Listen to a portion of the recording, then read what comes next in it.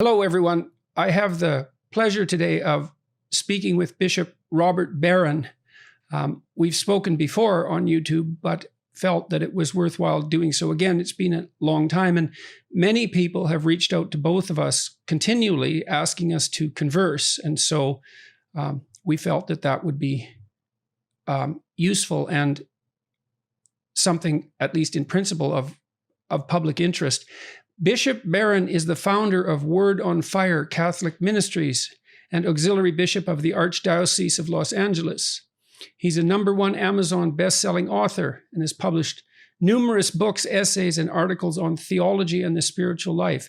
He has been invited to speak about religion at the headquarters of Facebook, Google, and Amazon, and is one of the most followed Catholics in the world on social media. Thanks for agreeing to talk with me again, and I'm looking forward to this conversation. Yeah, my pleasure, Jordan. Great to see you too. So, why do you think that people have written to you and to me suggesting that we converse? What's your take on this? It's surprising to me in some sense because it's not really my bailiwick, although obviously I've been putting my nose in there anyways. I think for a number of reasons, people see the work you do as at least opening a door to the religious dimension of life or a deeper dimension of life. I'll tell you a story. I got up in front of the bishops of the United States because I was chairman of our Committee on Evangelization. And I talked about why we're losing a lot of young people. I went through some of the statistics and then reasons why we're losing them. And then I gave various signs of hope.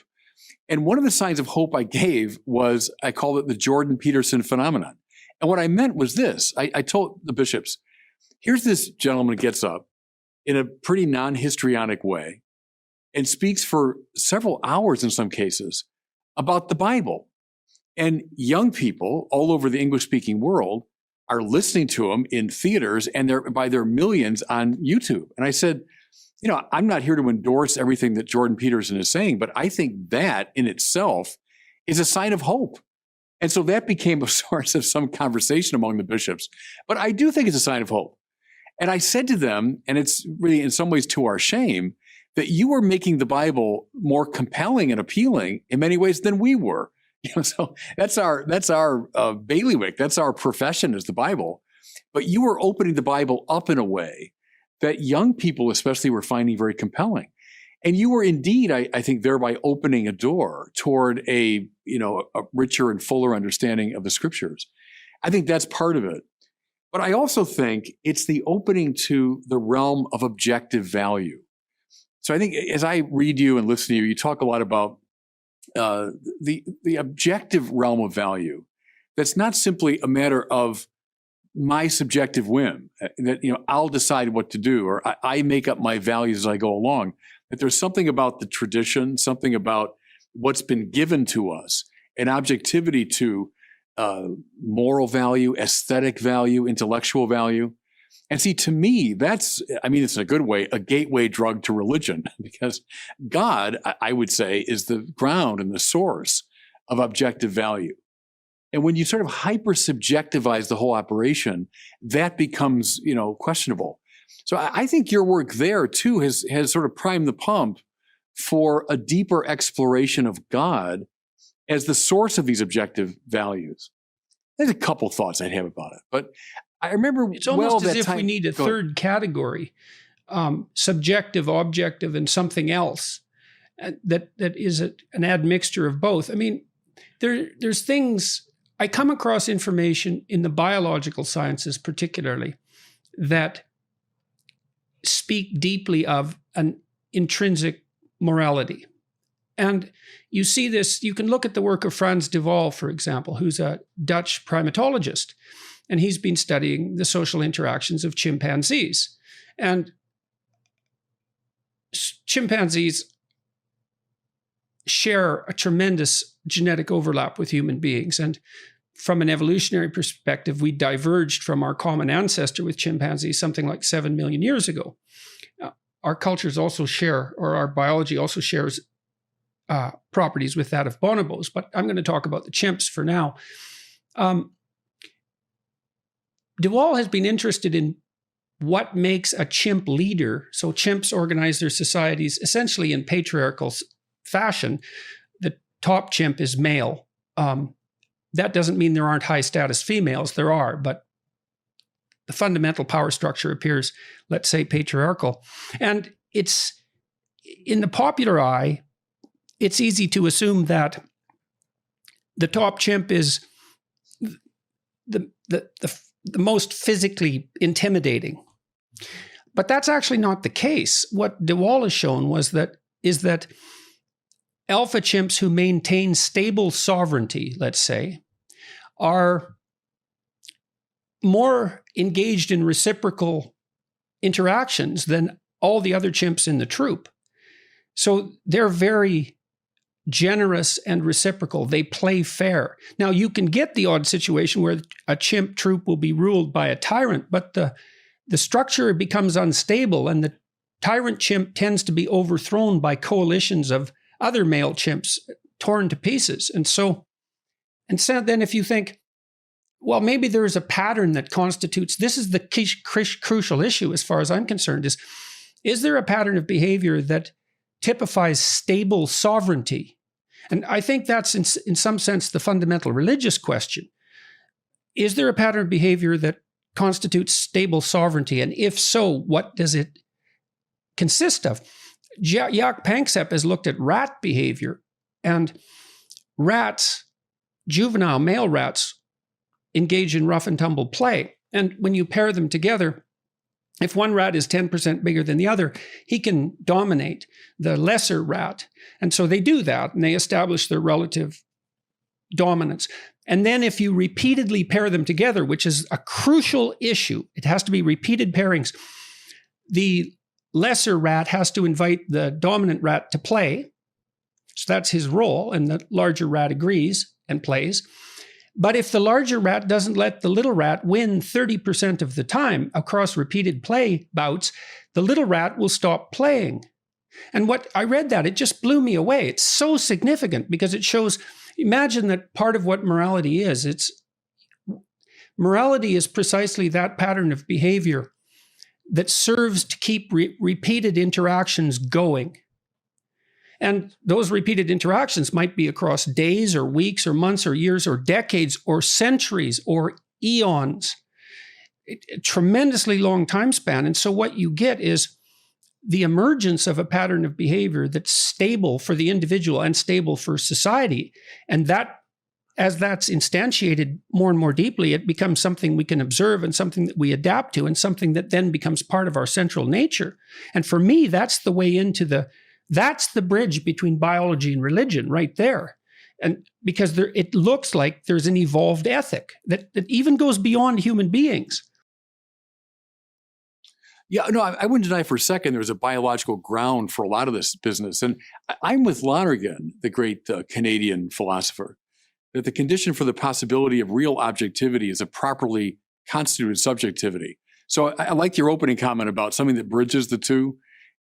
We don't just live in the subjective and objective as though they're discrete, but it's a properly constituted subjectivity, which means one free of various prejudices, one free of various fears, one free of games of self-denial and all that can properly intuit the objective value. And objective value does indeed come up out of the physical to some degree. I mean, we're embodied creatures, so the biological plays a role in that for sure.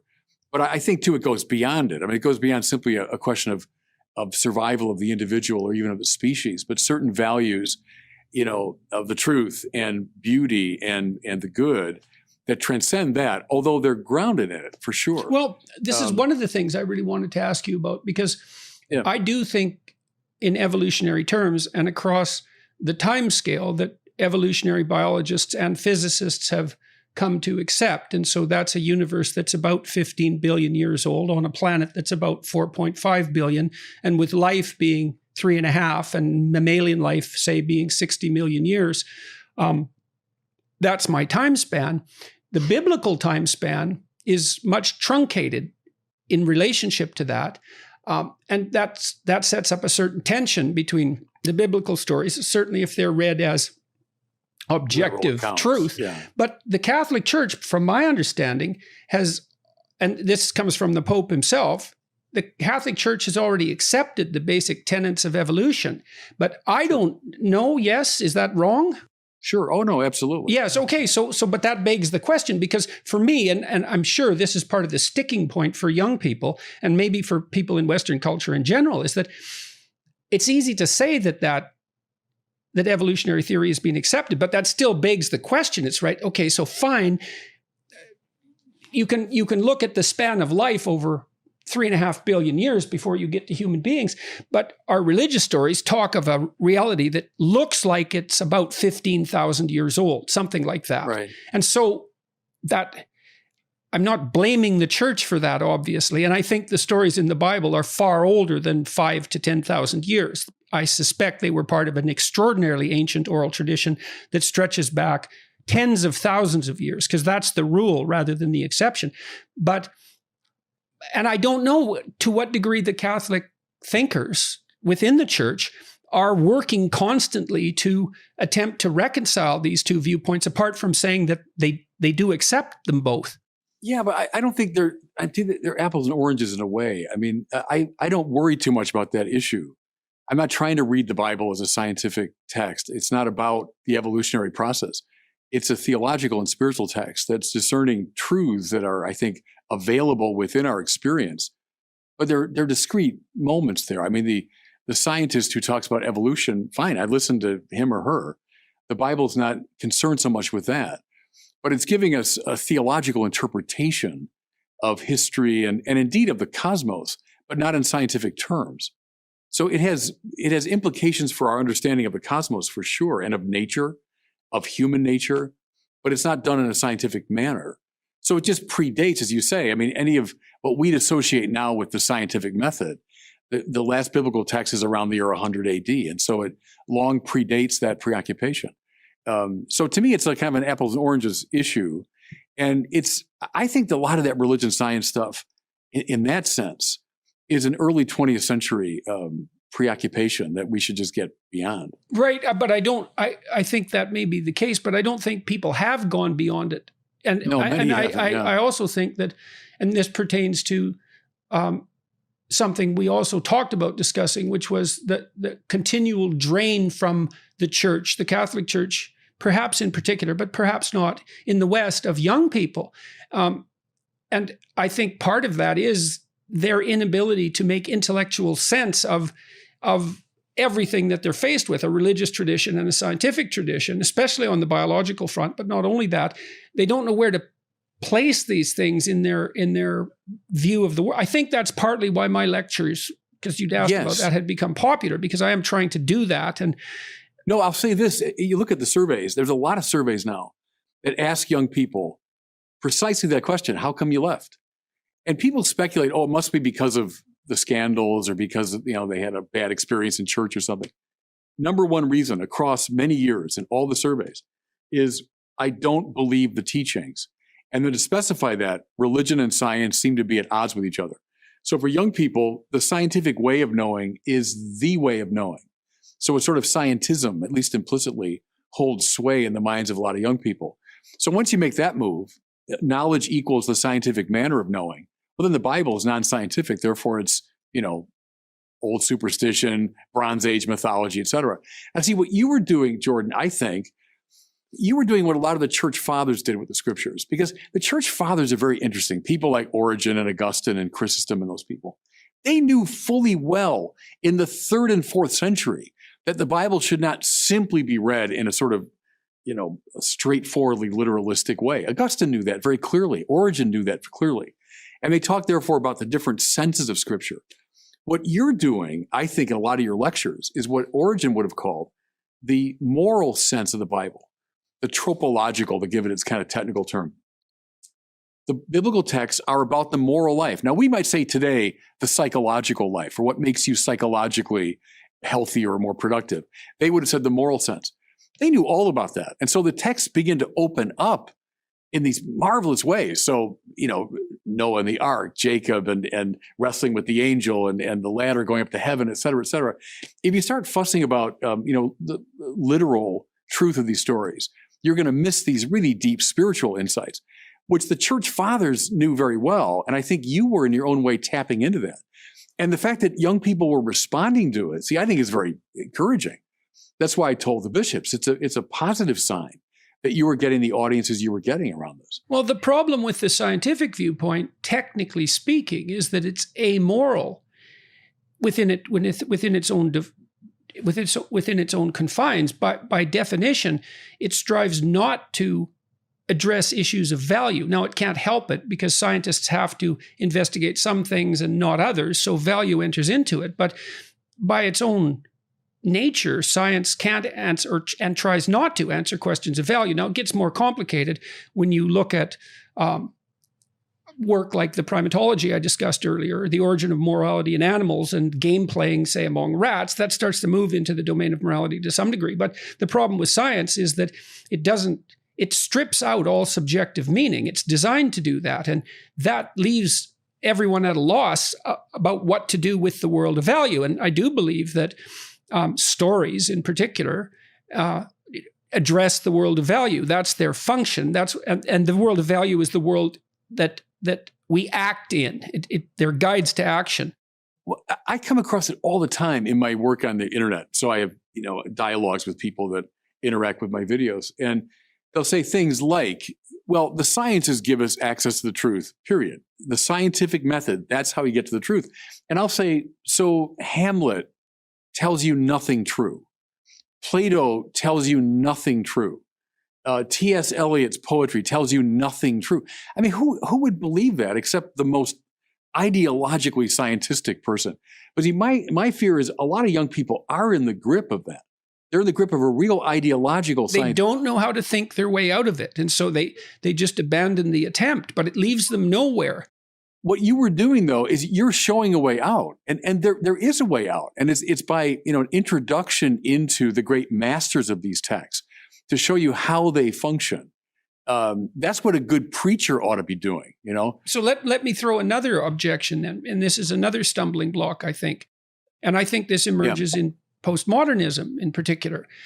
Because the postmodernists, there's reasons for their manner of thinking. So one reason is, artificial intelligence researchers discovered in the early 1960s that perceiving the landscape was much more difficult than anybody had ever suspected. Originally, it was sort of felt that objects were just there in some simple way, and the complicated computational problem would be how to move among the obvious objects. But it turned out that it's really, really difficult to perceive the environment. There's an infinite or near infinite number of ways that you can perceive even a finite set of objects. So, and that means there's a multitude of potential interpretations for every set of events.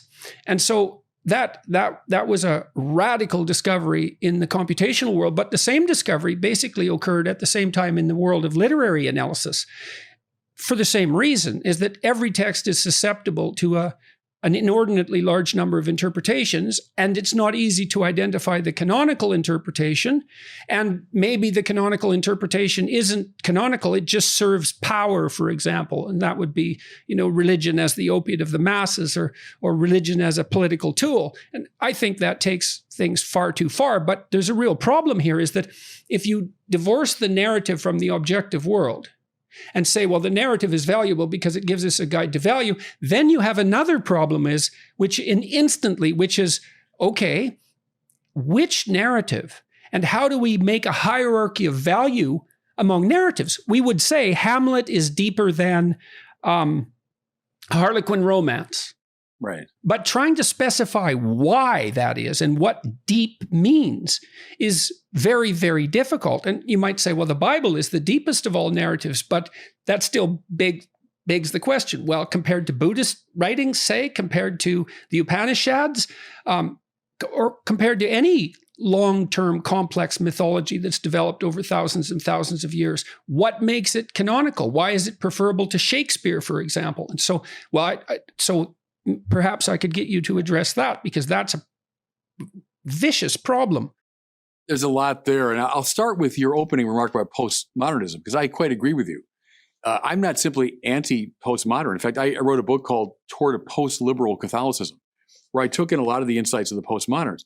One of which is, as you quite correctly say, a sort of legitimate perspectivalism, that we never get reality, too cool, right? Just open my eyes, there's reality. Again, that's Lonergan. It's only a properly constituted subjectivity that opens the door to the properly objective.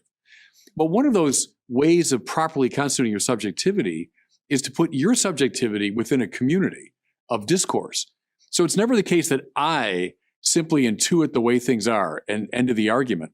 No, it's as Lonergan says, it's not the cogito. That was the trouble with the Enlightenment. It's the cogitamos. It's always we think. And that means I have my perspective. I bounce it off your perspective. You bounce it off somebody else's. We have a disciplined and structured conversation. And in that process, all the different aspects of the real begin to emerge. Or like my intellectual hero, John Henry Newman, said the contents of a real idea is equivalent to the sum total of its possible aspects. That's about 1870, he says that, which is really an extraordinary thing because he anticipates in many ways the phenomenologists. When they talk about walking around an object and to intuit its essence thereby. And the walking around is not just I walk around, but you're walking around and someone else is walking around. And we're all exchanging our points of view. And again, I'd bring this into line with Catholicism, which has always stressed the communitarian element that we know precisely in the community of the church. Now, linked to the Bible is never like, just open it up. You're a single subjective viewer. Now you take in its meaning.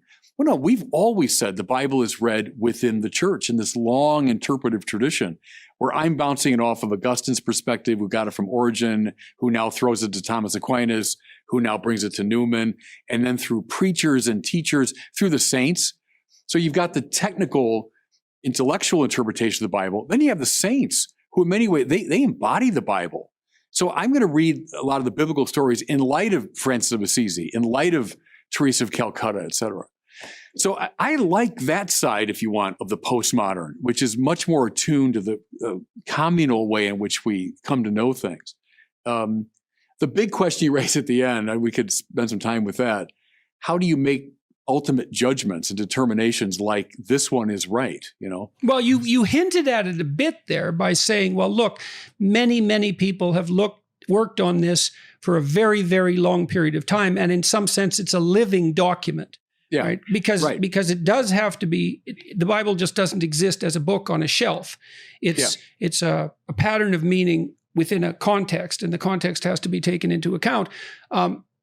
So you say, well, there's a powerful context for its interpretation. It's also a fundamental text in that the Bible is implicit in all sorts of other great texts, like Shakespeare, or anything that's a product of Judeo-Christian culture. That's a deep product is deeply affected by the Bible. So it's there implicitly, whether you like it or not. And so it has to be taken seriously, I would say, even if you don't believe it. But then to the degree that you believe the central axioms of Western culture, you have to wonder how much of what's biblical you do end up believing because of its implicitness.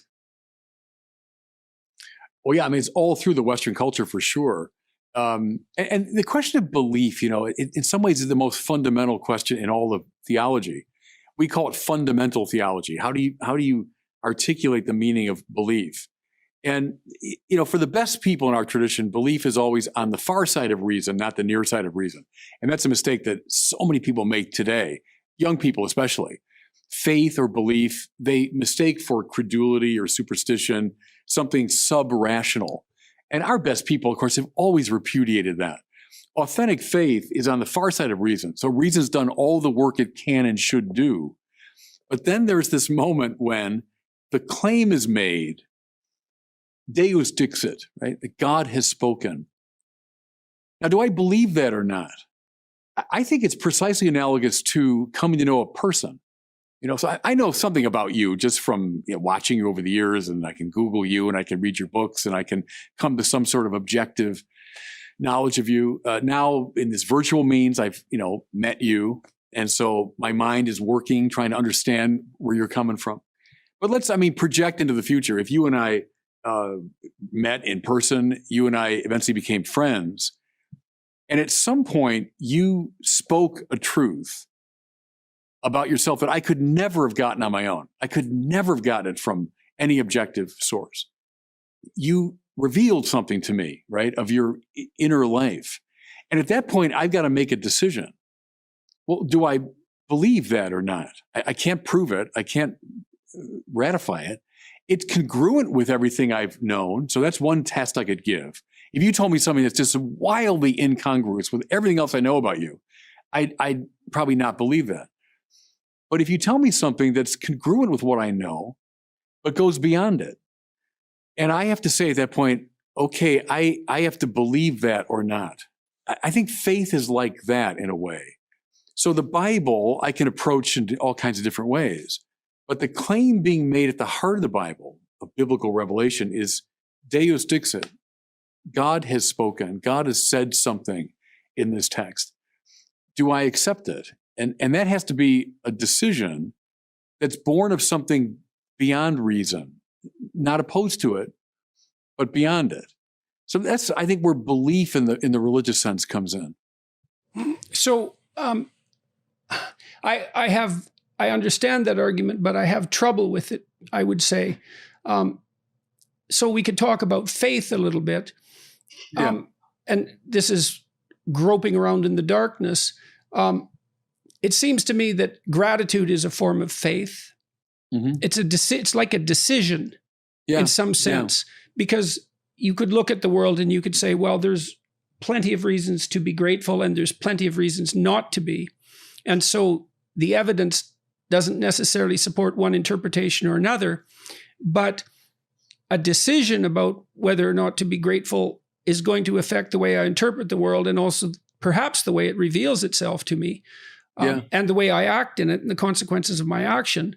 So I would say it seems to me to take faith to be grateful, and that seems to be a worthwhile faith. It seems to me to take faith to operate always when we don't know what we're doing, and we usually don't know what we're doing. And so part of the reason that you have to have faith is because you're actually ignorant, and it fills in the gaps, right? Because otherwise you'd be stuck with a never-ending regress. You just ask why all the time, and then you could never act, because the why has to end somewhere. And I think virtually by definition, it ends with an act of faith. That might be akin to your idea about faith being beyond reason. It's like, well, look, if I ask you why you're having this conversation with me, you'll give me a reason. And if I ask you why that reason is valid, you'll give me another reason. And if I do that 5 or 6 times, you're going to run out of reasons. But you're still having the conversation. God. So that means you have faith that the conversation can go somewhere good. And that's not actually a delusion.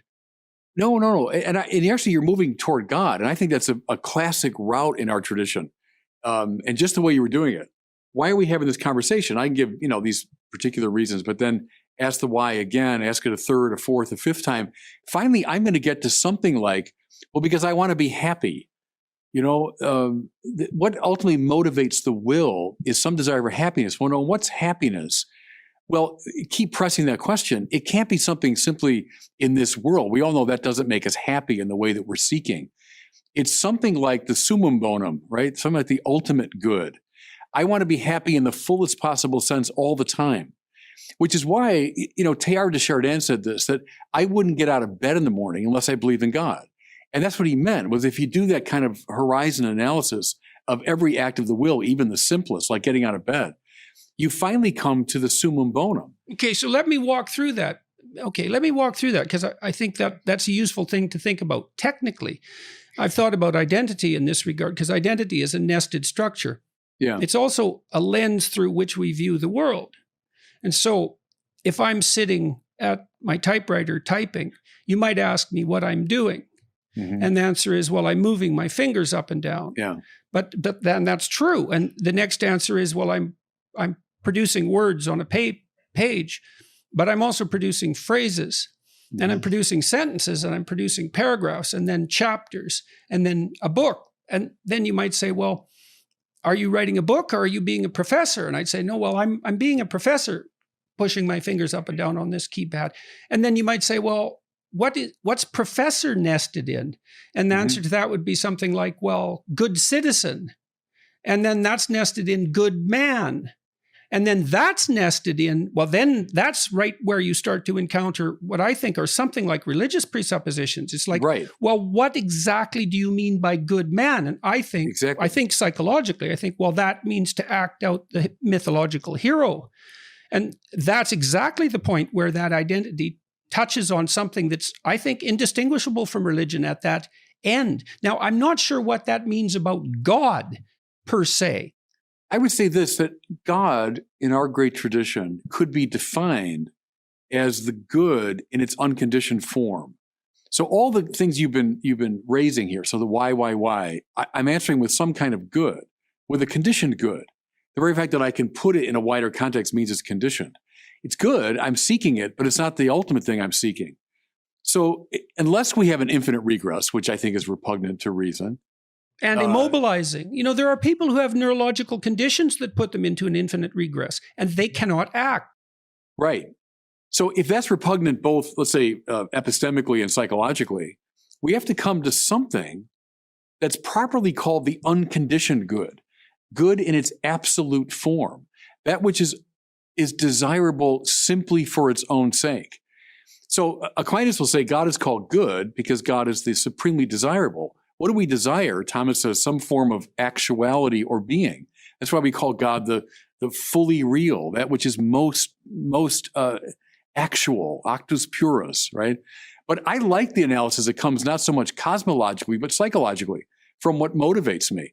And finally, unless my life just sort of founders into irrationality, I am motivated ultimately by God. Right. Well, I think so, because you know, I would also say, well, let's reject that argument and say, well, you're not nested in good man, good citizen, hero, and then beyond that, you know, cosmic hero. And I think psychologically speaking, the figure of Christ is, if nothing else, a cosmic hero.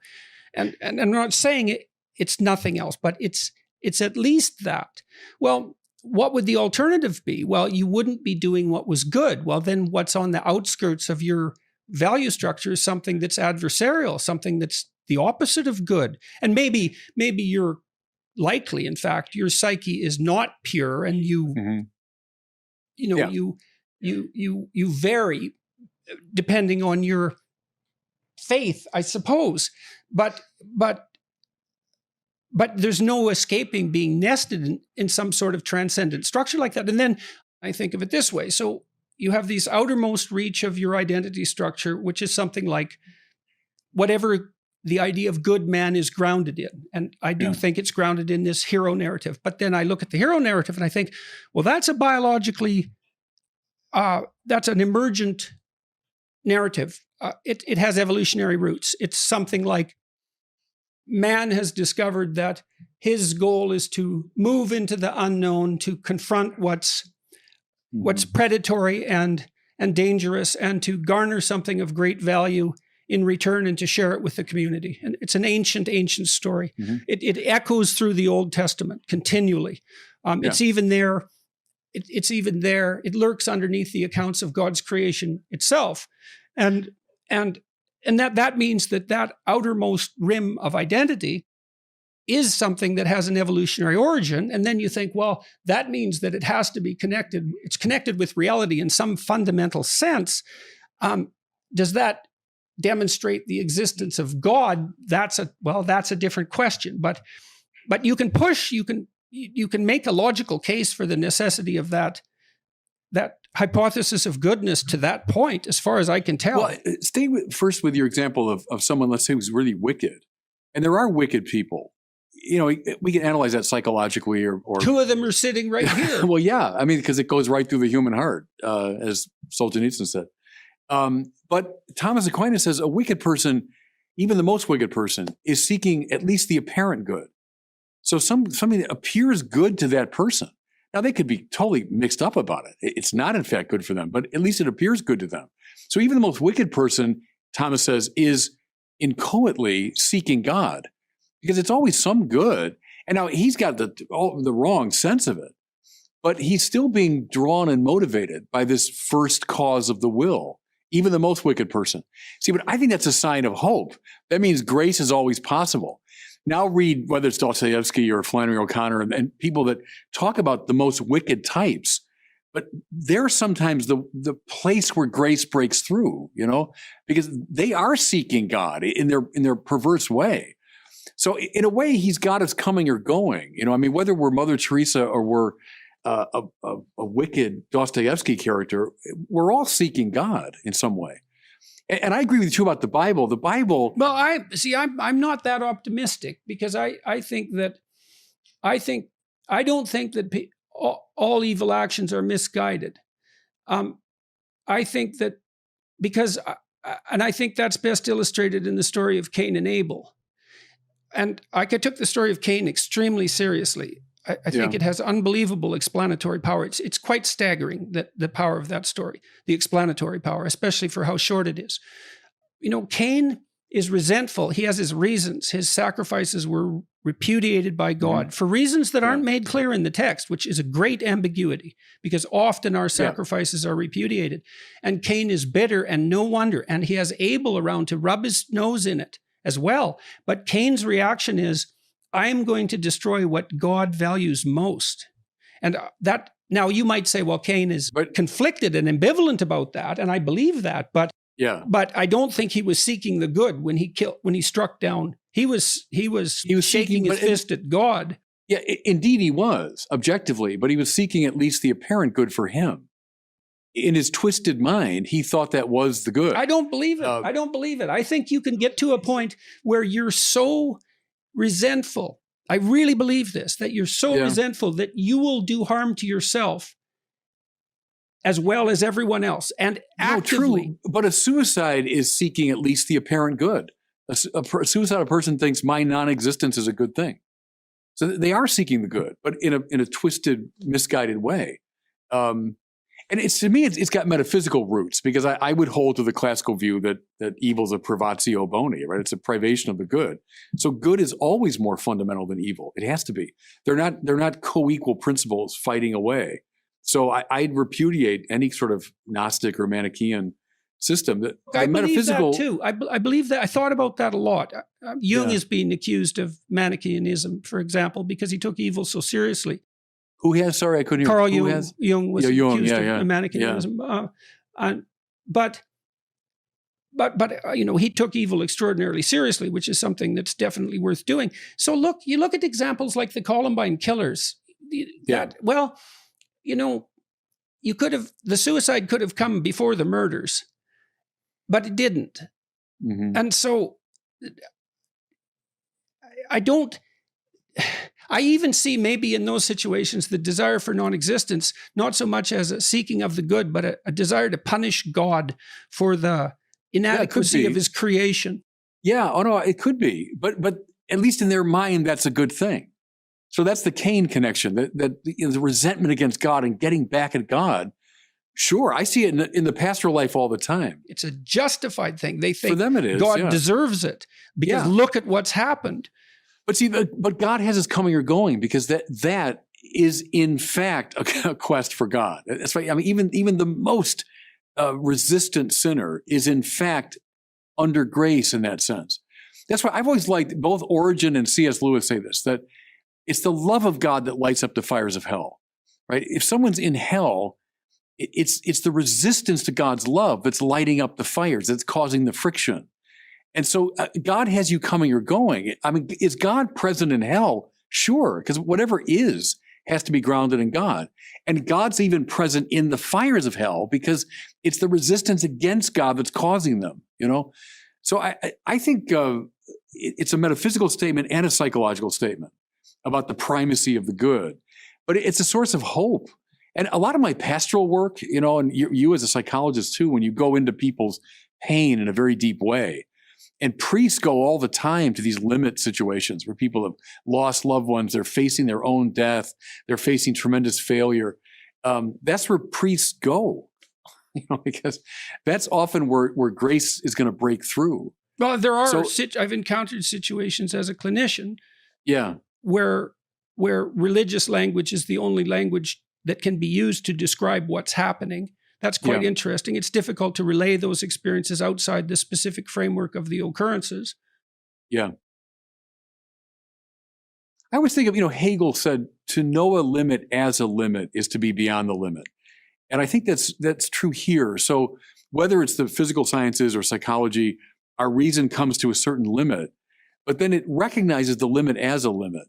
And that's to be already beyond it in a way. And they often talk about religious questions as limit questions, or it's a limit situation.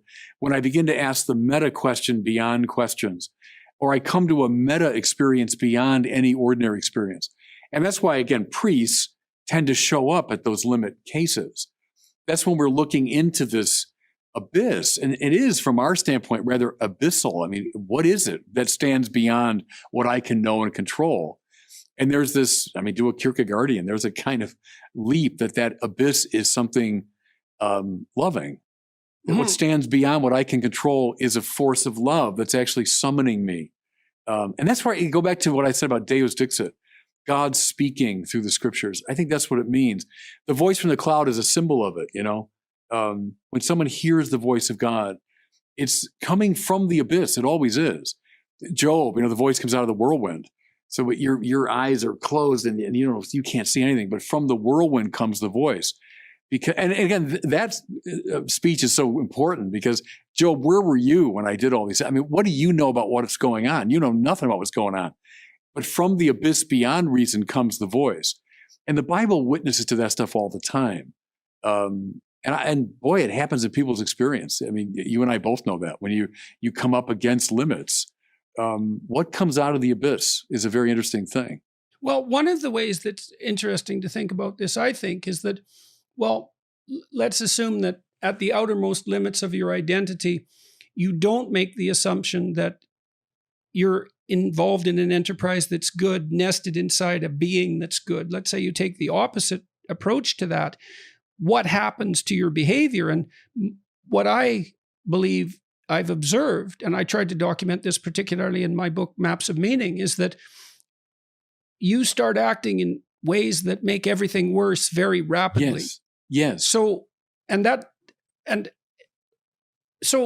had a debate a while back with an antinatalist, David Benatar, and he believes that existence is so rife with suffering, conscious existence is so rife with suffering, that it would be better if it just didn't exist at all. Mm-hmm. So, and Dostoevsky's Ivan makes that case in The Brothers Karamazov brilliantly.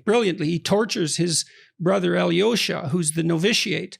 And it's a very interesting book because Alyosha is nowhere near the rhetorician that Ivan is, but he is the most admirable character in the book because of the totality of his personality, not because of the brilliance of his rational mind. It's an amazing book in that regard. But the problem I had with Benatar's hypothesis wasn't its axiom, because I think you can make a strong case that there's so much suffering in the world that the question of its validity is a valid question. The problem for me there is that if you do that and you start to act that out, things appear to take a vicious turn very rapidly. You start working against everything that's alive and striving. Yes. And no, quite right. There's a lot there. I was thinking of, as you were talking, the Dante's image of Satan at the pit of hell, not in a fiery place, but an icy place. Much, much better symbol of stuck. Right. Surrounded by the betrayers. Yeah, chewing on the three great traitors. But his great wings, he's meant to fly. He's meant to fly up into the presence of God. But all they do is he's beating his wings. And that's our earlier point about he's seeking God. Satan is seeking God. You have to. That's the way the will functions. But all he's managing to do is make the world around him colder. So as he's beating his wings, he's creating the meteorology of hell, So that's what happens when someone gets really stuck. They are in fact seeking God, and he cries from all six eyes. He's got six eyes and he's weeping and he's drooling from the people he's chewing, and he's stuck and he's making the world colder. It's a beautiful picture of what happens. It's really useful too for listeners to realize. If you look at, this is my opinion, and you can take it for what it's worth, the images of Satan in Paradise Lost and in Dante's Inferno are unbelievably instructive. If you start to understand that what these thinkers were trying to do was to produce an imaginative representation of evil, and evil as an embodied and transcendent being, and the psychological rationale for that, I believe, and it has something to do with our ability to communicate, which you referred to earlier, is that the evil we do is informed by the entire human race's conception of what constitutes evil. Mm-hmm. And stretching back from the beginning of the time when we began to communicate. So, for example, you see this quite clearly. I read the Columbine killers' notes in quite a bit of detail, and it's saturated with satanic thought. And the reason for that is that sort of thought is part of the culture, because we've come to represent these transcendent figures of evil in poetry and in movies. And it happens all the time in movies with characters, say, like Hannibal Lecter, and in horror movies. And the Milton's Satan, who's often viewed, at least by some, as a revolutionary hero, seems to me to be something like the rational mind. It's what happens to the rational mind when it places its presuppositions in the place of God. Because Satan seems to presume that he can replace the transcendent by his own presuppositions. And I think that's my reading of that, is that's actually what happened on Earth not long after Milton wrote, when these totalitarian states emerged. It's something Solzhenitsyn commented on, where the presuppositions, the utopian presuppositions of man, rationally thought out, were seen as sufficient to represent everything, the totality, to eliminate the need for something transcendent. And the consequence of that was that they produced something that looked an awful lot like hell. Like hell. And Dante did that more psychologically. And so Milton, being the great poetic genius that he was, had a poetic sense that was what was coming down the pipelines. I wonder if you read your countryman, Charles Taylor, much, the Canadian philosopher, because Catholic too. Taylor said that we in the West, let's say Western Europe, America, Canada, Australia, we might be the first civilization ever to think you can find real happiness apart from a transcendent reference point. And everyone in human history has felt something like the alluring darkness beyond what I can control and know is necessary. A relationship to that realm is necessary for happiness. We're the first culture ever that said, no, I don't care. I'm indifferent to it. But that does produce versions of hell for sure, because something will take the place of the transcendent point of reference. Well, it seems useful even from the perspective of humility. I mean, I don't know if this is a reasonable thing to say, but a tyrant who believes in God is likely preferable to one who doesn't, because at least in principle, the tyrant is held accountable by something that isn't him. Whereas the atheistic tyrant, that's right. He would get caught, at least in principle, again, in the operation of his own conscience. Don't you? I love the fact in the scriptures, they're very unique this way. They do not apotheosize their leaders. And it's very different from so many other ancient cultures where the kings become like gods.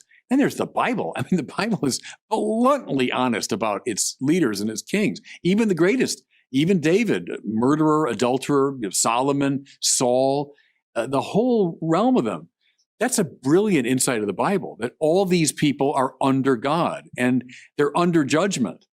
And that's a liberating idea. And when we lose that, the leaders do become apotheosized. Well, you saw that in Rome constantly, in ancient Rome. That literally happened. You know, and there's always a proclivity for that to happen. That's the imperial presidency, you know. Right. And I think it's very important. I always tell when I'm preaching on this subject to Christians, the fact that Jesus is called the Son of God, it was so important because it was dethroning the Roman claim that the emperor was the Weos tuteu. You know, so one of the titles after Julius Caesar is divus. He's divinized. Then his son, Augustus, becomes the son of the God, you know? So when the first evangelists were saying, I've got good news about Jesus, the Son of God, they were saying, right, it's not Caesar. He is not the Son of God. This one whom Caesar killed, by the way, he's the Son of God. But the Bible's always making that move of knocking our own pretensions off their pedestals. I think that's an amazing observation, actually, And it is one of the things that is extraordinarily striking about the Old Testament, is that it's so sophisticated psychologically, because what's happening there is that the idea of absolute sovereignty is disconnected from the person bearing the sovereignty. And so at the very least, again, speaking psychologically, what you have is the representation of God as that which is sovereign. And now each individual can be a representative of that and can have that operate within them, but they aren't that. And that well, as I said, at the least, that's a brilliant psychological innovation. And the fact that the biblical characters are they're realistic to the point of Dostoevskian painfulness. You know, Abraham doesn't leave home till he's what, 80? He's 75 or something. 75. He's a late starter, right? And then his life is just one god-awful catastrophe after another for the first while. It's like, you know, you have some contempt for him, let's say, because he's hanging around his father's tent, and then he does finally pay attention to the call of adventure, to God's voice, and he goes out and encounters tyranny and starvation and corruption, and he makes all sorts of mistakes, and it's easy to be contemptuous, I think, of the biblical characters because of that, but it actually speaks to their intense psychological realism, and it's so useful for people to see that, because Abraham, for example, is blessed by God despite his evident character flaws, and that's the case for the patriarchs in general. And so then for it is David, remarkable. Right, a descendant of yours I'll put on the throne that will last forever, to David, who was a deeply flawed character. What I find cool is that even before you get to the human characters, go to the very beginning of the Bible, and you have a dethroning of the cosmic pretenders to the absolute. So in the creation account, you know, sun, moon, stars, planet, animals, the earth itself, all the things mentioned were worshipped in different contexts. So the author is saying, no, no, no, no, they're not divine, they're creatures. But then he turns it around beautifully, but they have a purpose, which is to give praise to God. So they're not God. They should be dethroned from that. But now they're given the privilege of praising God with their manner of being, led by the conscious creature, human beings, who, and Catholics know this, whoever comes at the end of a liturgical procession is the one that leads the prayer. So Genesis, the opening verses sound like a liturgical procession. You know, first this, then that, evening came, morning followed, then the fourth day. And it's like a steady procession of liturgical actors. The last figure, the human being, is the one now that will lead the chorus of praise. To my mind, it's the master theme of the whole Bible, if you want, is we're rightly constituted when we give praise to God and can lead all of our creaturely brothers and sisters in the right praise of God. Sin is bad praise. It's without fail in the Bible. It's they went after false gods. They went after the gods of those people. They abandoned the teaching of the Lord. Bad praise leads to the disintegration of the self. So that's now in the psychological order. And that's really praise is what you praise is what you pursue. And so if you're pursuing the wrong thing, then you're going to fall apart. Right. One of the great biblical ideas, I think, is you become what you praise. So what gets your worthship, that's the origin of our word there. What's the highest worth for you? You become that. You know, so you become what you worship. We're meant to become children of God. But what happens, we end up worshiping something. So every one of us worships something, and we become conformed to that. And then if it's not God, we disintegrate. And then like Satan, we start beating our wings and making the world around us worse so that the world around us disintegrates. That's the Bible. The Bible tells that story over and over and over again, you know, which is why, you know, from a Catholic perspective, a Christian perspective, that Jesus on the cross is offering the Father right praise on our behalf. And see, now you're getting to the Mass, which is very powerful. You know, the Mass is the great act of praise, where we join ourselves to the sacrifice of the Son, we say. We conform ourselves to Christ. I have to ask you about that because it's just burning a hole in me. Well, I'm in chronic pain, a lot of it, and it's constant. And I don't know what to do with it, generally speaking. I know things that make it worse. you said something, a lot of ideas were flashing through my mind, and I want to hit at it because it's a crucial concern. You said something so surprising that Christ on the cross was offering up the proper praise to God. It's like, well, I'm not going to just let you say that without noticing it, because that's a hell of a thing to say. So I'm going to put together some things that you touched on, and then we can address this. So you said in the Bible, one of the things that's remarkable about it is the conception of the divine. So the conception of what is of highest worth is stripped from some of its obvious objects of projection, the sun, the moon, the cosmos, the stars, but then also earthly leaders of other cultures, idols, and also earthly leaders of your own culture. Says, no, whatever the ultimate divine is, it's not to be found in its fullest expression in any of those examples. It's something else. Okay, so then the question is, well, what is that else? Well, the Christian answer is, well, whatever it is, for in its human form, let's say, it's something human. It's something that humans can aspire to. It's both of those. And it's made manifest in the figure of Christ. It's something specifically human. But then you have this terrible paradox with Christ, which is partly the paradox that you just laid out, which is a very difficult thing to get a grip on. So what is it exact? Why is what Christ is doing proper sacrifice? Is it because what is it? His willingness to bear the pain? What is it? Yeah, that's close to it. So we say the Word became flesh. So the Word, who is always in the presence of the Father. So the Word doesn't worship the Father because the Word is God. So we shouldn't talk about worship within the Trinity itself. But now the Word becomes flesh because the Father, God so loved the world, he sent his only Son, that all who believe in him might have eternal life in his name. He sends the Son into flesh, but into flesh that's been so compromised by sin. So not into a pristine creation. Now, would he have? That's an interesting question theologically. Would he have sent the Son if creation had not fallen? That's an interesting question. But right. In fact, it did. The valuable fall that laid the the Fels groundwork culpa, right. Yes, it's a Right, remarkable idea.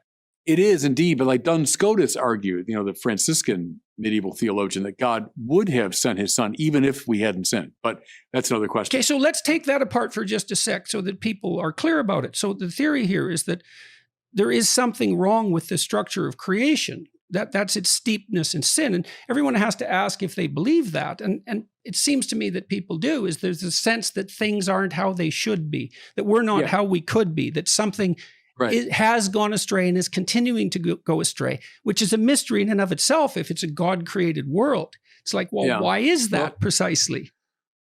Well, I mean, the quick answer is corrupted freedom, or a misguided freedom, you might say. But the Word comes into flesh, into fallen flesh. And the cross is what? The cross is cruelty and hatred and violence and institutional injustice and stupidity. And if you read the Passion narratives, it's a beautiful sort of poetic presentation of all that's wrong with us that comes out to meet him. And bearing all of that, he continues in his relationship of obedience and unity with the Father. So bearing the sins of the world, bearing all the dysfunction and twisted quality of the world, he brings us back online. So in the attitude of the Word made flesh on the cross, we see a sinful, corrupt, hate-filled world now brought painfully back online. That's the sacrifice of the cross that's pleasing to the Father. So we should never play the game of, well, the Father is like a dysfunctional alcoholic father that, is now demanding this blood sacrifice. It's rather the Father is pleased by the Son's entry into our fallen situation and his bearing of all that dysfunction, even as he brings us back online to the Father. Okay, so so let's say Christ maintains I know this isn't exactly the right way of thinking about it, but it'll work for rhetorical purposes, I think. So Christ is tortured by betrayal, by physically and spiritually as well, because the best way to torment someone is to punish them despite their innocence, right? Yeah, So, right. right. Or maybe worse than that, to punish them because of their virtues. That's even better. And so that's intrinsic in the story as well. Christ bears up under that. He doesn't repudiate God or doesn't repudiate his own essence. It's something like that. Then what is the example of that? Is the example of bearing up under that exceptional duress and maintaining a moral stance? Is that the example that redeems the world? Is it that if you do that in your own life, the world is de facto redeemed? It is that, but more, because if it's just that, then a Pelagian system would be true, that we just need a good, moral exemplar. It's something more, well, it's a bit more than just metaphysical. merely good. I mean, it's superhuman, Right, what's being asked for. No, true, but it's something more metaphysical about it. It's a reworking of the way things are. If Jesus takes upon himself all the dysfunction of the world and swallows it up in the ever greater divine mercy, so it's Christ bearing all of our dysfunction, but transfiguring it in his great act of forgiveness and obedience to the Father. I think all of that coming together simultaneously is the sacrifice that's pleasing to the Father. In some ways, the word from the cross, Father, forgive them, they know not what they do, is the most important.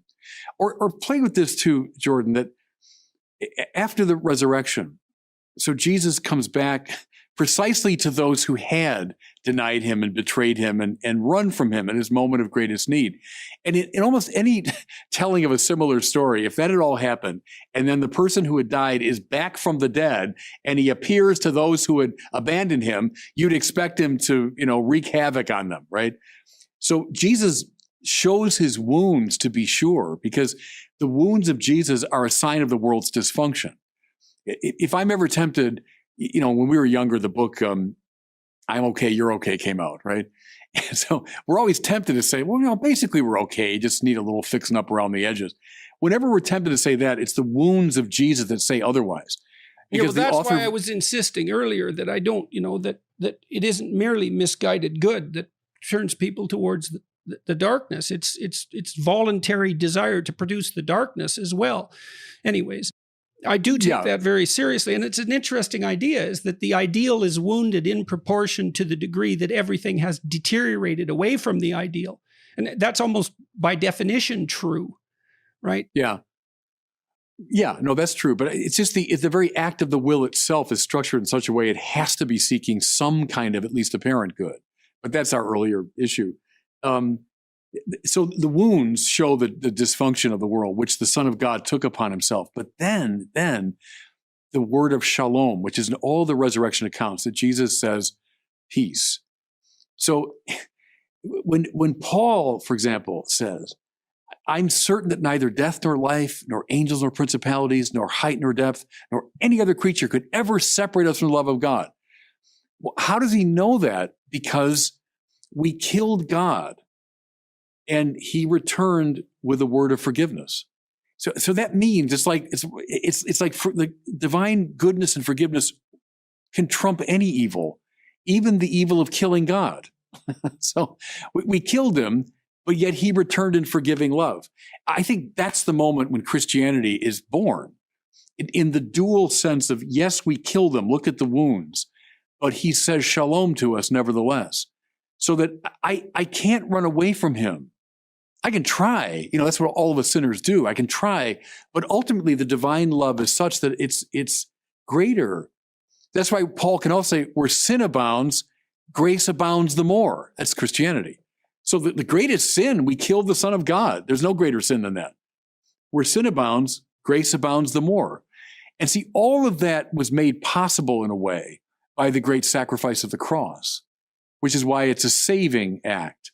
Now I'm striving to understand. Okay, so I want to ask you a bunch of questions about that. So we talked a little bit before about the church bleeding its people. They're leaving. The young people are leaving. And my sense of that is it's because the church does not demand enough of young people. Yeah, I think that's doesn't right. demand enough, and by not demanding enough, it doesn't indicate its faith in their possibility. And so Now, in Orthodox Christianity, as I understand it, there seems to me to be more emphasis on the idea that it's each human's obligation to become like Christ. That's the goal. Well, that's that by definition, we could say, and we could speak psychologically about this as well, that means to become the ideal that's beyond rationality. Even that's what you're aiming at. That's what's hypothetically within your grasp. And it seems to me as well that that's what the Mass symbolizes, is that, and I'd be happy to have any objections to this, I would be happy to hear. The incorporation of the host is the embodiment, it's the incarnation of Christ within. That's what it's acting out. That's the idea. I mean, in some sense, it's the consumption of the saving element, but the saving element is actually a mode of being. And this isn't hit home. It's like, look what the church demands everything of you. Yeah. Absolutely everything. And the reason that people are leaving is because that adventure isn't being put before them. Yes. It's like, look, you can have your cars and your money and all of that, but that's nothing compared to the adventure that you could be going on. Yes, I wish you'd preach to our people, because I think you're absolutely right about that. The language we'd use is be a saint. That's the ordinary goal of every baptized person, is to be a saint. A saint means someone who's holy or utterly conformed to Christ. Now, press that. To be conformed to Christ means you're willing to go into the dysfunction of the world, to bear its pain, and to bear to it the ever greater divine mercy and love. Now fill in the blank. Francis of Assisi. Mother Teresa, maybe in our time, like when we were younger, if someone said, well, who's a living saint? We all would have said Mother Teresa. But what did she do? She went into the worst slum in the world. I've been there. And she bore the suffering of the world, literally picking up the dying and bearing their disease and bearing their psychological suffering. And she took on herself the wounds of Jesus. But then think of, like, the smile of Mother Teresa. She brought to that place the ever greater, more superabundant mercy of Christ. That's being a saint. And you're dead right. I think we're not sufficiently calling our people to that kind of heroic. I can tell you one thing I've experienced, and this is really something to see. I spoke in about 150 cities sequentially, with a day or two in between, and to large audiences, 3,000 to 10,000 all the time, something like that. And I always paid attention to the audience singly, because I was always talking to one person at a time, but also en masse, to hear. Because if the words are landing in the right place and hypothetically emanating from the proper source, then there's silence. And sometimes that silence can be dramatic. And that's why people say, well, you could have heard a pin drop. It's no one's moving, because their attention is 100% gripped by whatever just happened. And one thing that reliably elicited that was the proposition that the meaning that sustains you and protects you from corruption during suffering is to be found in responsibility. And people And I thought part of the reason that produced silence was because no one says that now. They say happiness, or they say rights, or they say privileges, or they say reward, or something like that. They don't say pick up the heaviest load you can carry or care for that matter, and stumble forward. And I've seen people cut those ideas and put them on T-shirts and play with them. And so it's not that the church is asking too little of its people. No, it is asking too little of them. I quite agree. It's precisely, and so there's no heroism in it. There's no call to. Well, because finally, I call it the culture of self-invention is a very boring culture. Stanley Hauerwas is a Methodist theologian who said he defined liberalism, or the modern attitude, as I have no story except the story I invent for myself. And that's finally a very boring place to live, it seems to me. That in fact, you're part of this incredibly rich and complex narrative, which I would refer to as God's creation and God's providential movement. But I go back to Luke's gospel, when Jesus says to them, Duc in altum is it the Latin way, go out into the depths. You people have been horsing around in the shallows way too long. That's where the fish are, by the way. but also it's where adventure is. It's where the glory of life is. Get out into the depth. And we have, I think, allowed our people to be kind of horsing around by the seashore all the time. It's also where what protects you from hell is, because you need to be engaged in something that's deeply meaningful enough to justify the suffering. And so, part of what happens in the story of Christ is the only thing deep enough to justify that level of suffering is absolute immersion in a cosmic drama. And then you ask yourself, well, are we each immersed in a cosmic drama? And it's not so easy to say no to that. It's a life or death situation, and everything's in it. Well, and I would say the instinct of a Christian is to go where the suffering is. So I spent a lot of my life forming priests, so working in the seminary. Eventually, I was the rector of the seminary. So my job was to help these young guys discern the priesthood. And I would say that's the test. I mean, do you have an instinct to go where the pain is, to go where the suffering is? If you want to live a comfortable life, then don't become a priest. You might be a bad priest, if you embrace a comfortable life, but it's the Mother Teresa model. It's the Duc Altum. Go out into the depths, and the depths mean the depth of human suffering. So then what's wrong with what you guys are doing? Why isn't it working? Well, what's the problem? It's true that we're not doing enough of that. And I do think we've succumbed a bit to the modern thing, which is a preoccupation with rights and freedom and my individuality and so on. Well, you see this with church activism so much now, is that so much, so like the church seems to be replacing itself in some sense with social activism. It's like we've got enough social activists. Yes. Well, but see, I'd say this. Pope Benedict XVI, who's a great intellectual hero of mine, said the church always does three essential things. The church worships God, it evangelizes, and it cares for the poor. Poor broadly construed, as I say, anyone who's suffering, right? But that first move, as we said earlier, is indispensable. The church worships God. It teaches the world right praise, because without right praise, the whole thing falls apart. Secondly, it evangelizes. What's that?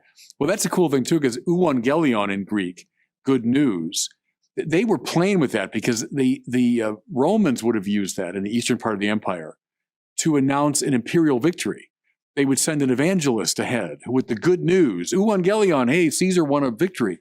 So these very edgy first Christians who had zero social status, no power, no military behind them said, oh, no, I got the true Euangelion. It's about Jesus risen from the dead, who was put to death by Caesar, but whom God raised. So that's the proclamation of the good news, that now we have hope. Now the sacrifice has been made, and God's love is greater than anything that's in the world. Okay, now I got those two things in place. Now serve the poor. Now go where the pain is, go where the suffering is. But if you divorce them from each other, and that has happened. So who cares about worship? And that's fussing around with altars and sacristies. And who cares about evangelization?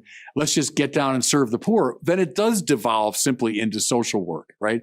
But if the three are together, worship God, evangelize the dying and rising of Jesus, and serve the poor, now the church is cooking, All right, so let's look at the second one of those. So, it seems to me, I can understand this, not that whether I can understand it or not is a hallmark of its validity, but I have to try to understand what I can understand.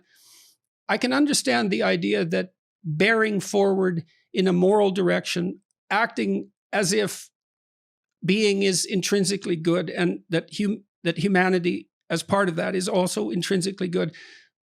Bearing all that up as a set of propositions, even in the most extreme cases of suffering, I can see that as a valid moral good. That's Christ's refusal to be, corrupted by the injustice of his and terror of his fate. And so that might be something like, you don't have the right to become a tyrant no matter how badly you were tyrannized, let's say. And I think that's an unshakable moral proposition. But then there's the resurrection element of it, because I could say, well, the first thing I would say is, well, I kind of understand that psychologically. Parts of us die, and they have to die because they're in error. They have to be cast off, and we're reborn constantly as a consequence of our movement, our ascent forward. There's no movement forward without some death of the past. And so I can see the resurrection idea as a metaphor for the part of us that continues onward despite our failures and constantly reconstitutes our spirit. It's not something trivial. But then there's the insistence in the church of the bodily resurrection, which is, well, let's call that a stumbling block to modern belief. No doubt about that. That's something more than mere metaphor. And so you might ask, well, why is it insisted upon? Why isn't the proposition that you have a transcendent moral obligation to bear, to operate for the good of all things, regardless of your suffering, a hard line, no justification with the defeat of death necessitated? I'm not trying to make a fundamental critique of the idea of the resurrection, because I know there are things that I don't know. I know that for sure. And God only knows how the world is fundamentally structured. But it seems, and this is a Nietzschean criticism in some sense too, and a Freudian criticism, that seems in some real sense too good to be true. Yeah. So so what do you make of the resurrection? How do you conceptualize it, even as it's related in the Gospels? Yeah, good. You're raising a lot of interesting things. First of all, everything you said about it in terms of psychological archetypes and metaphors, good, fine. I think those are legitimate. I think those are correct perceptions of things. And it has indeed functioned that way in a lot of the literature of the world, resurrection type stories. But I think what's really interesting about the New Testament, as Lewis said, C.S. Lewis, when someone said, well, the New Testament is just another iteration of the ancient myth. And he said, anyone that says that has not read many myths, because there's something so distinctive about the New Testament. And what I would say, Jordan, first this.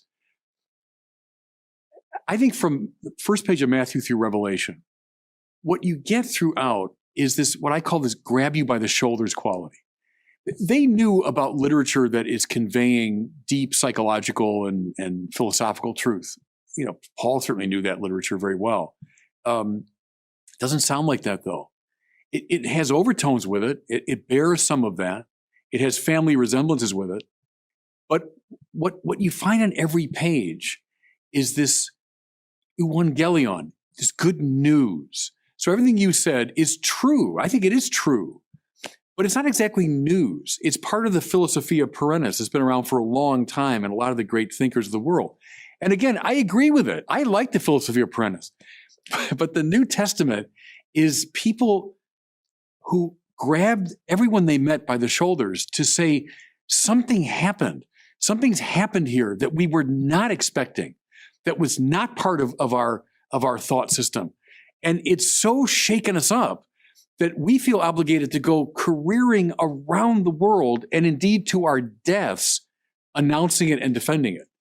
And what it was the fact, you hear it in the 10th chapter of Acts of the Apostles, this sort of almost tossed off line, we who ate and drank with him after his resurrection from the dead. I don't think people trading in mythic talk use that kind of language. Mythic language, and again, I say it with high praise. I love the myths. But, once upon a time or in a galaxy far, far away, and then a mythic story unfolds. But you read the Acts of the Apostles. Did you hear about what happened? It first was up in Galilee, and then in Judea. Those people that John the Baptist, remember John the Baptist? Well, and then this Jesus, and then in Jerusalem, and then we who ate and drank with him after his resurrection from the dead. That's what, and then look at Paul who saw him on the road to Damascus. Now the Pauline letters, man, they do not read like myths. They just don't. And I love the myths. I love the Philosophia Perennis, but it doesn't read like that. It reads like someone who has been so bowled over by something, and he wants you to know about it, and it's changed everything. And I think what it was what we said earlier. It's, okay, now we know God's mercy and love is greater than anything we can possibly do. Why? Because we killed God. And that's why Paul will say, I'm going to hold up one thing to you, Christ and him crucified. And crucified him, man, it was the most horrific thing they could imagine in the ancient world. It was deeply embarrassing even to talk about a crucifixion. Paul says, no, let me put it right in your face. See, the author of life came and we killed him. But I got the good news, euangelion, is God's mercy and love is greater because he brought this Jesus back from the dead. Well, you do have the following argument, which is that it isn't clear which is harder to believe, whether that happened or whether people made it up. Because if they made it up, that was really something. And that does strike me quite frequently reading the New Testament. Yeah. There are lines in there that hit so hard you think, it isn't obvious to me how someone could have just thought that up. So, Right. and there is that, well, and Jung, Carl Jung, who I greatly admire, he believed, I think in the same way that C.S. Lewis did, that, and he doesn't talk about this that much, but that there is this archetypal mythological pattern of the dying and resurrecting hero that has this psychological reality, which is extraordinarily deep, but that archetype was realized once in history. And that's fully realized. So it came from the mythic realm, let's say, the realm of eternal truth, the realm of pattern, instinctive pattern for that matter, and was fully realized at one point in history. And you might think, well, if it's going to be fully realized, it has to start somewhere.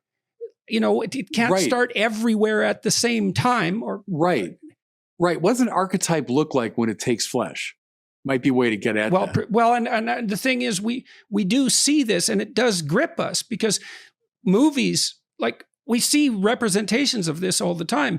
In my new book, I talk a fair bit about Harry Potter, and Harry Potter is definitely an archetype Christ figure, taken flesh. Well, clearly he's in battle with Satan himself, obviously. I mean, and she has an unbelievably profound mythological imagination. And the thing that's so fascinating about all of that is that because her mythological imagination is spot on, she captivated the entire globe and produced this immense storehouse of wealth and dominated the entertainment landscape for a decade. And people don't take that seriously, but it's a great mystery to watch that. Absolutely, they should. It's a phenomenon. Anything that grips people's attention like that is obviously worth paying attention to. So Emma, right? Lewis called them good dreams, right? So all the sort of archetypal anticipations of the gospel, they're the good dreams of the race.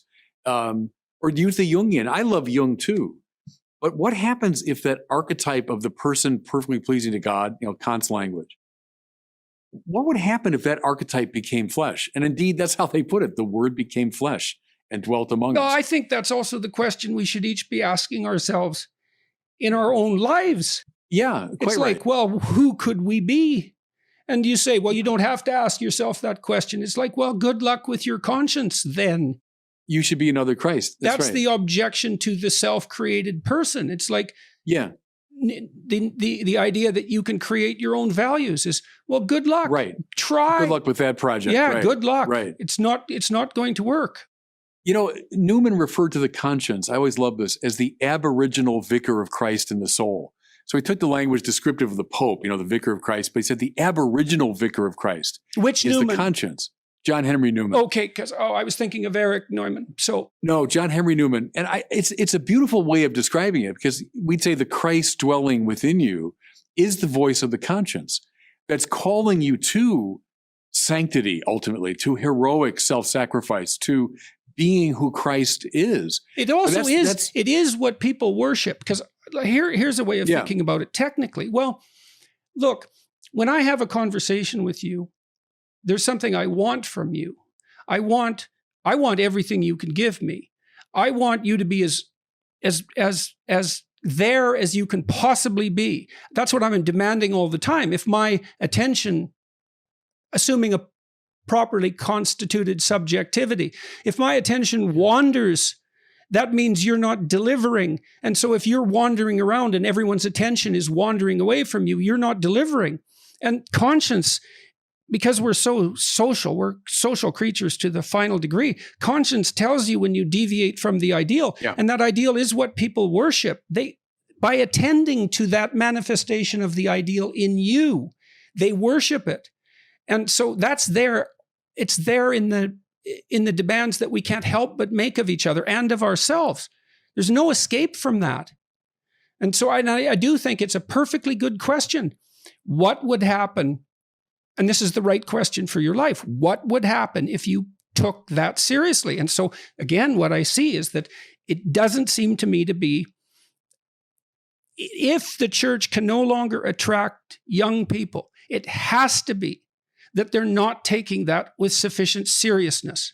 Now, yeah, I think there's a lot to that. I don't want to externalize the blame. It's like, I know the church is a human organization and all of that, but it's still evidence. When I was coming of age, so back in, like, say, the 1970s, the presumption of the church was we should make this thing as easy as possible, because if we make it hard, these people are going to run away. So we don't want to make it intellectually easy. So I got a very dumbed down Catholicism. It was through the grace of God that I discovered later in life the very rich Catholic intellectual tradition. But when I was going through school, including through high school, banners and balloons and collages, and it was a very superficial. We got the clearer impression when I was a kid that English and science and math and all that were serious subjects. Religion was like gym, or it was like, I don't know what else, like art class or something. It was considered not that serious.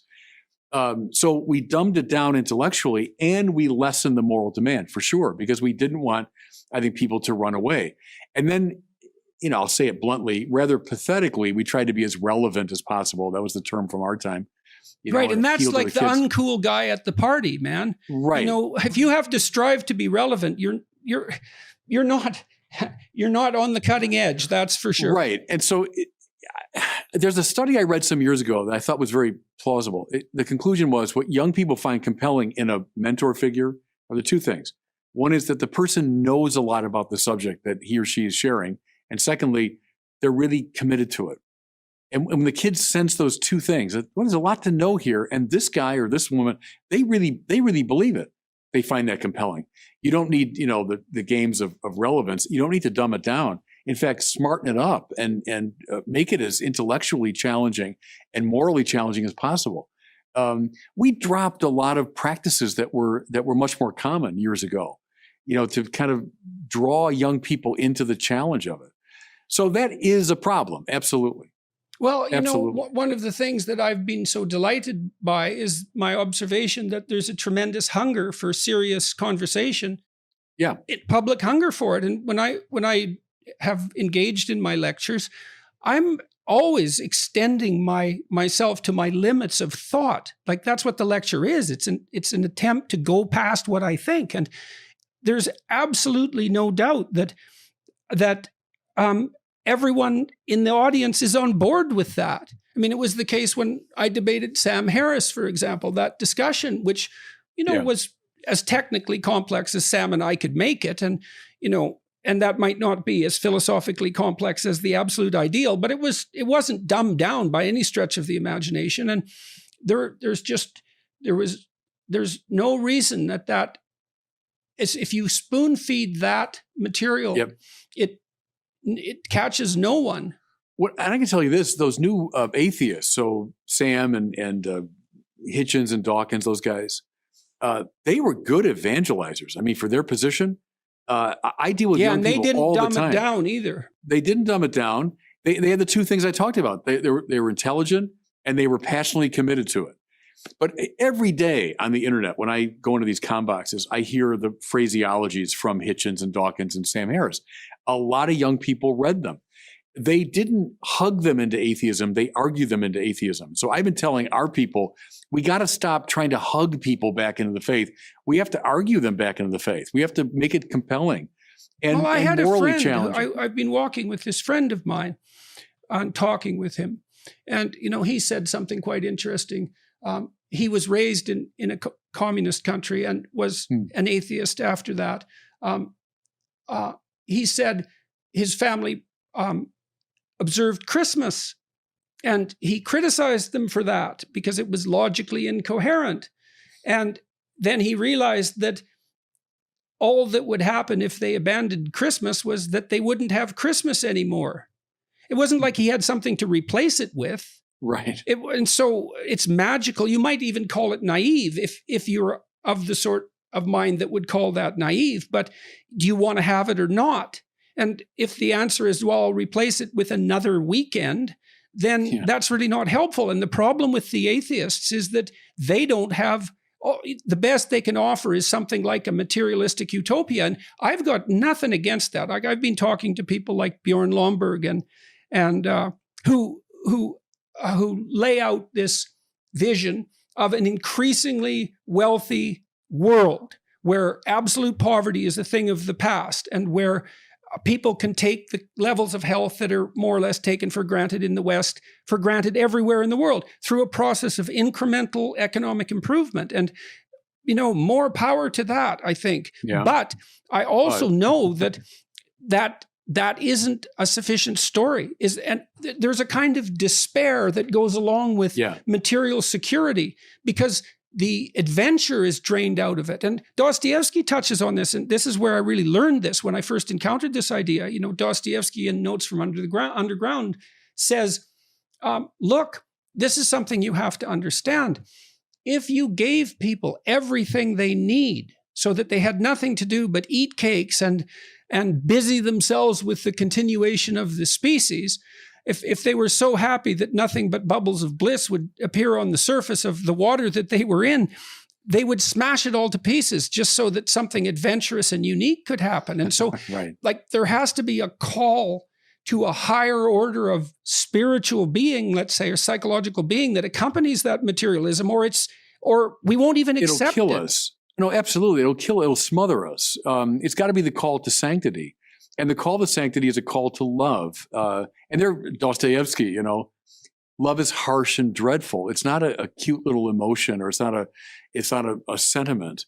Real love is harsh and dreadful because it means going into the place where people are suffering and becoming another Christ and bearing the burdens of the world.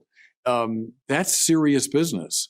Love is something awful about it, but when you summon someone, there's also something awful about the judgment, because if you love someone, you also hold them to a standard. Yeah, you will their good, right? And that means holding to a standard. Do you know this? Russia triggered this in my mind. I'm reading these wonderful books by this priest, Walter Chizek. I don't know if you know that name. He died in 1984, but for 23 years he was a prisoner in the Soviet system. So he was arrested in 1939, right when the war got going with the Germans. And make a long story short, he was in Lubyanka prison for 5 years in Moscow, basically in solitary confinement. Then he was sent for 15 years or so to Siberia, to the worst work camps, And he describes it in this book called With God in Russia in this kind of bald, just straightforward way. But all through it, he says, okay, I went into Russia to be a missionary, to announce the gospel. It's not the way I expected it to be. I didn't expect to be in a prison camp, but okay, this is what God has willed, obviously. At least his permissive will is that I be here. So I'll do what I can. And so for 23 years, this man set up, when he was in solitary, a Jesuit program of prayer, and he would go through his day. He had the prayers of the Mass memorized. Then when he gets to the camps, they would smuggle in little bits of bread and wine. So he would say Mass on a little table clandestinely, and he would minister in his own quiet way to the people around him. I'm telling that story because in the most horrific circumstances, in a way he never saw coming, he said, okay, but I'll try to be a saint here. I'll try to be Christ, bear the sufferings of those around me, and bring the grace of God. He was finally sprung in 1963. JFK was involved in getting him out with a prisoner exchange. As he left Russia, the plane's taking off, and he did the sign of the cross over the country, blessed the country. And it's an incredibly moving story because it's not at all flashy. It's told in a really almost bland manner. But it's someone who decided, no, I'm going to go in the depths. I'm going to deal with what I've been given. And it's horrific. I'm in a Soviet Siberian concentration camp doing hard labor, but I'll be Christ for the people here.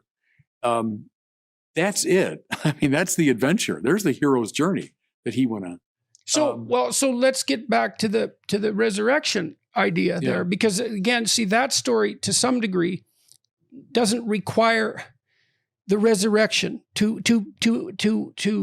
underscore his heroism. In fact, in some sense, well, that was motivated by faith in the resurrection, in some sense undermines the heroism of the action. And again, I'm saying I'm not trying to casually dispense with the idea of the resurrection, not least because of its undoubted metaphorical structure. But there is this crazy emphasis, this crazy idea that somehow bearing up under all that burden reformatted the entire structure of being. And that's associated with, I believe, and I'm no theologian, I believe that's associated with the idea of the harrowing of hell. Is that? Well, yeah, there's something, but I do as a first step, though, that's the church.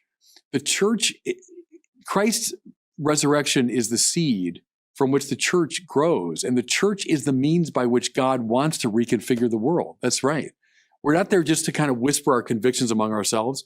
Our whole purpose is to go now and recreate the world. That's the church's purpose. So, it reminds me, I read history, and history is so interesting that it's unbearable, right? If you read history, it's unbearably interesting. And yet, if you go sit in a history class taught by the typical history teacher, it's so dull that you can hardly keep your eyes open. There's, you need to memorize what happened in 1612, and that's not the point. The point is the unbelievably magnificent drama. And so then again, if that story that the church is telling is not being taken up, it's not being sold, there's something about it that's not being sold properly. I'm not saying I have the answer to that. No, that's true. But like I saw this kid once when I was in Montreal, and he was about 17 years old, and he was big, like 6'5" guy, and like a physical specimen. And he was standing on the corner of a shopping area, and he had 2 pink shopping bags in his hands, and he looked kind of bereft. And I thought, if you came up to him and said, I've got some heroism in battle for you around the corner, he'd drop those, and you said it right, he'd drop those damn pink shopping bags in a second and be off for the adventure of his life. Yeah. And it has to, what is it? Is it a lack of faith, that a fundamental faith that is sapping the lifeblood out of that story? Because you're saying, well, here, I'm calling you to an adventure that's as great as any adventure you could possibly conceive. By definition, this is the ultimate adventure that you're being called to. Yeah, but the hobbit hole is so attractive. I mean, Bilbo would rather stay in his hobbit hole. I mean, it's comfortable, and I got my doilies, and it's nice. It's comfortable here. So Gandalf has to summon him to adventure. It's a burden. It's a task, And so the church has got to play that role of Gandalf to get into these hobbit holes and get people motivated to get them out. You know what was Walter Ciszek? I'll tell you exactly. He's a Jesuit novice in Pennsylvania, 1930-something. And Pope Pius XI at the time from Rome says, Russia's just gone communist. The church is being persecuted. And he said it this way, I need heroes to go into Russia, and you Jesuits, you're kind of my shock troops. I'm going to summon you into Russia. And young Walter Ciszek, 18 or 19, says he just knew that's where I'm going. And he went up to the speaker and said, I'm in. Okay. They sent him to Rome to study Russian language and Russian liturgy, and they sent him into Russia. So, I mean, he was summoned. He was summoned to adventure, and he took it on. You're in. Why? Like, what happened in your life to pull you in this direction, and how has it worked for you? You know what was, Jordan, for me, I was a Catholic kid, going to Mass on Sunday, but not all that interested in religion. And I was interested in baseball when I was like 13, 14. But I'm in high school, freshman high school class, and it was a Catholic high school, so it's a religion class. And one of the teachers laid out for us one of Thomas Aquinas's famous arguments for God's existence. And I did not disbelieve in God. I believed in God. But I never in my life thought that you could think about God in a serious way. And it opened up something. It set my mind on fire. And I started going to libraries. Back in those days, we went to libraries. And I was taking these books of Thomas Aquinas off the shelf. I had no idea what I was reading, but I still to this day think of those as like magical days that I had discovered something that just turned my mind on, So that was the opening of the door. Then the other book I read at that time that was so influential was Thomas Merton. Merton, he was a Trappist monk. He'd been a man of the world, all the way, and then had this huge conversion experience and becomes the most radical kind of monk you can become. And those two Thomases, Aquinas and Merton, had a big impact on me when I was a kid. Because there's something romantic about it. Merton's was the story of someone kind of falling in love with God totally. That's what got me in the door. And then I followed a lot of the intellectual path. I was always kind of a thinker type. And that got me into the priesthood, and then, off I go. But at every stage, it was something like a summoning to mission is the language we would use, summoning to a mission, a ever greater kind of mission.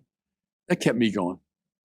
I always found it, I don't know, the most compelling option on the table. It always struck me that way. As you look at the options of life, like, well, serving God, yeah, duh. Wouldn't that be the most exciting? That's the thing is, that's it, is that apart from the terror that might reasonably evoke, it is the best by definition. And again, you could just speak psychologically here. By definition, that's the best game you can play. That's how it struck me when I was a kid. Yeah. Mm-hmm. Well, it's almost a tautology, Right. It struck me that way. And I understand everyone's different. Everyone's path is different. But that's how it struck me, how grace, I would say, entered my life. And I've been a priest now for 5 years? Bishop now for 5 years. I've never been unhappy as a priest. I mean, I've suffered certainly and have gone through difficult times. I've never been unhappy though as a priest. I've never been tempted to leave. Never felt like, oh God, why did I do that? I've never felt that. And this social media enterprise of yours, when I introduced you, I noted that you're perhaps the most well-known Catholic speaker in social media circles. I think that's a reasonable presupposition. Do you have competitors, so to speak? Oh yeah, there are some people. I was one of the pioneers in a way, because I know like when YouTube first got started, it was 2006. By early 2007, I did a review of Scorsese's movie, The Departed. Because my instinct was, let's talk about the culture. Let's talk about things going on that have a religious overtone, So I started early 2007, right when YouTube got off the ground. And then everything else, Facebook and Instagram came along. And then others sort of saw what I was doing and got into the game too. But I guess I was one of the first ones to do it. Not that I know that world that well. I got all these young people that help me navigate that world. But I've been providing a lot of the content. And so what's that been like, and how is that received by your peers or your superiors for that matter? I would say, to answer the second part first, I think they saw, oh yeah, this is good. I'm glad he's doing it. I'm glad someone is taking the initiative. And they began asking me early on, like, hey, tell us more about this and how are you doing it? And what are the pitfalls and how's it working? So I think my superiors have always been, very open to it, interested in it. When I've spoken now that I'm a bishop, I'll speak at the bishops' conference meetings about it. And there's always tremendous interest. Now, these are all older men for the most part. They don't know, Facebook from, French fries, but they get it. They get the importance of it and why it's worth doing. And the success of it in a way has been a source of surprise and delight to me. When I started YouTube videos, I mean, we thought if we got 300 views, we're doing great. I was thrilled when my first one got to 300 views. And then it just grew. It just grew from there. And I think it was a willingness to talk about the culture and then engage people. So I can't do it as much now, but in the early days, I would get in the comm boxes and I would really enter into these debates. And, as 97% of people that come on comm boxes are mad at you for some reason, or they, don't like what you're saying. So, okay, I was able then to at least have an argument. I could get into the, lists with them. Well, so I'll tell you, it's interesting. You say that because I've certainly met my fair share of opposition in the media domain, let's say, especially with, the legacy media. But I'm stunned by the positivity of the comments. It's absolutely overwhelming. I can't really make heads or tails of it, that it's so consistent, and it's been very sustaining to me. So, and I guess the reason I think that's the case is because I think I'm encouraging people, who haven't had any encouragement or enough. And that's lots of people, maybe everyone, because how much people should be encouraged to the ultimate degree, right? They should say, well, you want to reveal the divine within in your own particular way. You could do that. Well, I'm curious about, you did the Reddit AMA, didn't you, a couple times? Well, I did that. I've done it twice now. And I think one year I was like, you were first and I was third. And not because they knew me. I'm sure they didn't. But I just got on and said, I'm a Catholic bishop who loves to dialogue with non-believers and atheists or something. Right. And So we you got were this- asking, also inviting some Yeah. pushback there as well. So Yeah, but it was, I loved it. We got an enormous response. Now, a fair amount of obscenity and just people that hate religion. See, part of it might be religion, that I'm so institutionally identified with religion. So all that. But I love both times I did that. The questions that emerged and the themes that emerged were very illuminating to me, So no, I've loved that world too, of entering into it. And it's, it certainly gets attention. People watch these videos, and then I've done a lot of, writing and so on, longer form things. And I've done documentary films as well about. And so what the kind of Catholic crowd faith. are you getting now with your YouTube channel and your podcast? What's your audience numbers? Yeah, we have like 77 million or something, total views. Oh yeah. On your channel? Yeah. Wow, that's a lot. Are people cutting up your videos and posting them in pieces as well? Yeah, sometimes. I'm trying to think like an average. It depends on the type of video we're doing, but yeah, we're getting good numbers, solid numbers.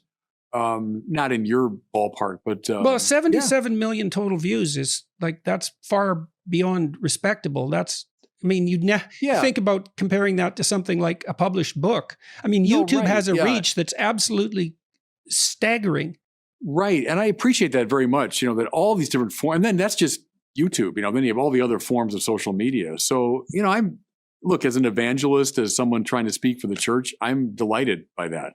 And, we just did it. We just, as you did. I think the first video of yours I saw, you were in like a poorly lit room, sitting in this chair, talking about Nietzsche or something. And I thought, this guy, someone said, he's getting these enormous numbers. And I thought, wow. But it speaks to the fact Wasn't the production quality that was doing it? Yeah, no, it wasn't. It was the content and the willingness to talk about important ideas and to do it in a way that respects the audience. I think all that is worthwhile. Well, look, that was really good. We got nice and deep into it. Yeah. I appreciate that very much. Loved it. I wish it could have gone on. I had more questions, but I think I've exhausted my capacity for concentration. We went for a couple hours, huh? Yes, well, it's a good natural end, I would say as well. Yeah. No, I loved it, Jordan. Thank you. I appreciate you taking the time. Anything else that you want to say or that we didn't cover? Or? Just, tell your wife's name is Tammy, right? Yes. Tell her, we just came out with it. It's on YouTube. A series of reflections I did on the rosary. And I know with her interest in the rosary that she would just go on YouTube and check it out. She might find that interesting.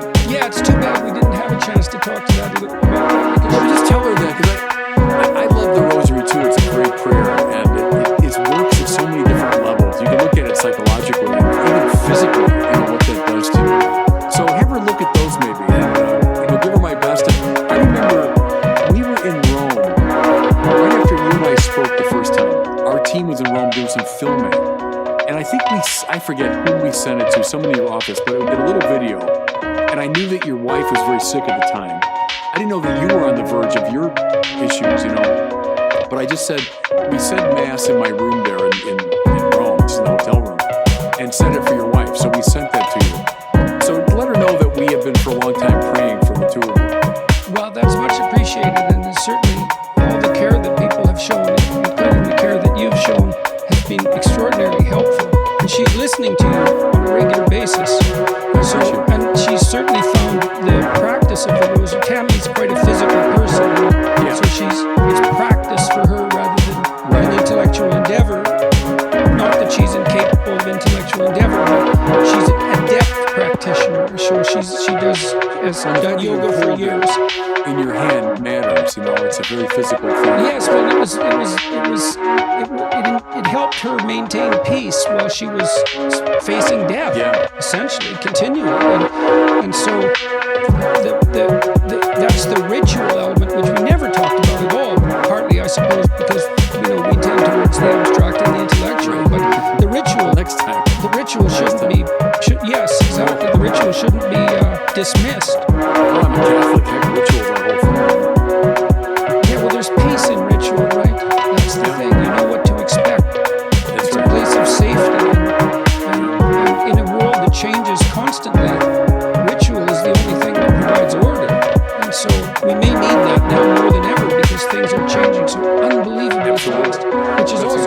why the church should be careful about being too relevant. It's like, all right, well, thank you very much. No, I enjoyed it immensely. God bless you. Me too.